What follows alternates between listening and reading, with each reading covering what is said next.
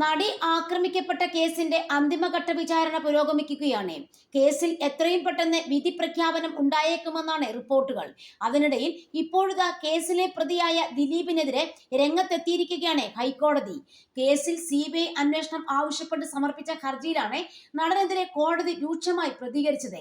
നടി ആക്രമിക്കപ്പെട്ട കേസിന്റെ യഥാർത്ഥ വസ്തുതയും കേസ് രജിസ്റ്റർ ചെയ്യാൻ കാരണമായ ഗൂഢാലോചനയും വെളിച്ചത്ത് കൊണ്ടുവരുവാൻ നീതിയുക്തവും നിഷ്പക്ഷവുമായ അന്വേഷണം വേണമെന്നും അതിന് CBI വരണമെന്നുമാണ് ദിലീപിന്റെ വാദം. കേസിൽ 2017 ഏപ്രിൽ തന്നെ കുറ്റപത്രം സമർപ്പിച്ചിട്ടും ലൈംഗിക അതിക്രമം പകർത്താൻ ഉപയോഗിച്ച മൊബൈൽ ഫോൺ കണ്ടെടുത്തില്ലെന്നും ഇത് കണ്ടെത്തുന്നതിനായി തുടരന്വേഷണം വേണമെന്നും കോടതിയിൽ ദിലീപ് വാദിച്ചു.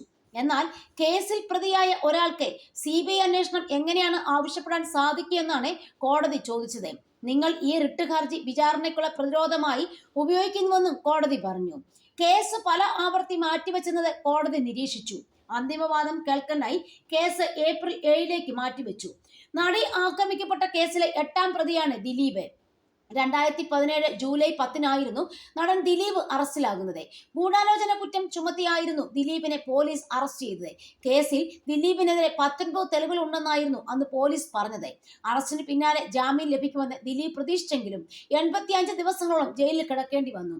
ഒടുവിൽ ഒക്ടോബർ 3 ദിലീപിന് ജാമ്യം ലഭിച്ചത്.